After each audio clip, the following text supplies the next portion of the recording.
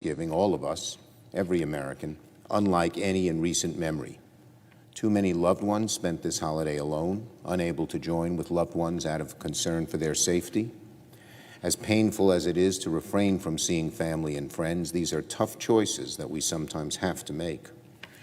And we need to maintain our resolve more than ever. While the hope of a vaccine shimmers on the near horizon, we are living through the worst stretch of the pandemic right now. Last Friday, for the first time, over 200,000 new cases of COVID were reported in a single day. The United States is averaging over 1 million new cases a week.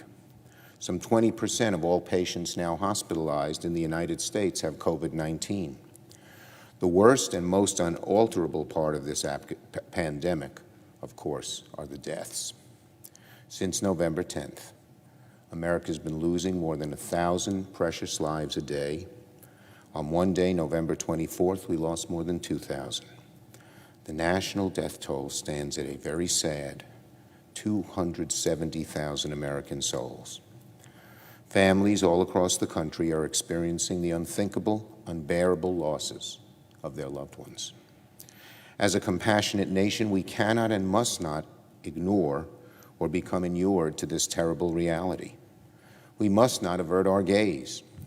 We must acknowledge the lives we are losing. We must honor the grief of the children, parents, spouses, siblings, and friends of the increasing number of Americans who are dying from COVID-19 every single day.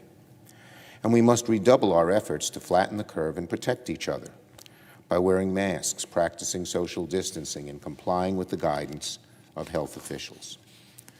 As this chamber gavels back into session, we must redouble our efforts before the end of the calendar year. As the pandemic increases in severity, so does the economic pain felt by countless working families and small business owners. In a few short weeks, several provisions of the CARES Act, including student loan forbearance, eviction moratoriums, jobless benefits for millions of workers, will expire. So first and foremost, on the Senate's to-do list is COVID relief. Both sides should come together and negotiate a COVID relief bill in a bipartisan way that meets the needs of our businesses, our schools, our healthcare systems, our workers, our families. At the start of this crisis, Democrats came together in a flurry of negotiations. I was thickly involved with them with Secretary Mnuchin to pass a bill that truly met the moment. Now we're about to reach a new, more difficult stage of the crisis. We need to renew that spirit, that urgency, that bipartisanship. Leader McConnell's view, just stated a few minutes ago, seems to be that the only things that should be in this bill are things Republicans approve of, even if the needs of the country, the desperate needs of the country, are beyond the small list that Republicans might support. And that is not real compromise. We need to come together. Both sides must give. We have a Democratic House, and in the Senate, there's a need for Democratic votes to pass any bill. So we need a true bipartisan bill, not this is our bill, take it or leave it, that can bring us together and solve the desperate needs of the American people, which we all very much want to solve. The second item on our to-do list is federal appropriations, which expire in 2 weeks. As we speak, appropriators from both sides in the relevant committees continue their negotiations. It's my hope and expectation that we can come to an agreement very soon. Third and finally, Congress should pass the annual defense bill. As our country prepares for a peaceful transfer of power, the continuity of our national security is paramount. For nearly 60 years, Congress has never failed to pass the annual defense bill. But this year, it seems the normally uncontroversial legislation has hit a snag. President Trump has threatened to veto the bill over a provision that would rename military bases and installations named after Confederate military leaders, men who would rend this country in half to preserve the institution of slavery, men who literally fought against this nation's military in pursuit of an ignoble cause. For that, a provision to rename our military bases to honor actual heroes rather than traitors to our country President Trump is threatening to veto a pay raise for our troops. And it seems that Republicans in Congress are slow-walking the bill in hopes of finding some way to appease the outgoing president rather than just passing the bill over his rather ridiculous objection. The provision to rename these installations was included in both the House and Senate-passed versions of the bill, and the larger bill passed both chambers with broad bipartisan support. There's no reason to further delay a pay raise for our military heroes, our living military heroes, because President Trump wants to honor dead Confederate traitors. The other provision that's at risk, shockingly, from our Republican colleagues, is an amendment to assist veterans who have long suffered from their exposure to Agent Orange in the Vietnam War. The amendment passed this chamber with 94 votes in favor, a rare and near unanimous demonstration of bipartisan support. The Trump administration's own VA advisory panel recommended this policy to improve health care for these veterans.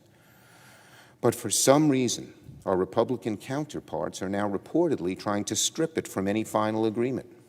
It would be an affront to a group of ailing veterans who suffered enough already to strip a provision that would help provide them adequate health care. And now on President-elect Biden's nominees. As President-elect Biden prepares to assume office on January 20th, he's beginning to announce a slate of qualified, experienced public servants who he intends to nominate to his cabinet or other key administrative positions.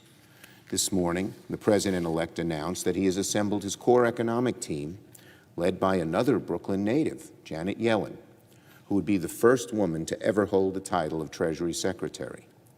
The President-elect's economic team clearly has the experience, the knowledge, the prowess to meet the seriousness of this moment.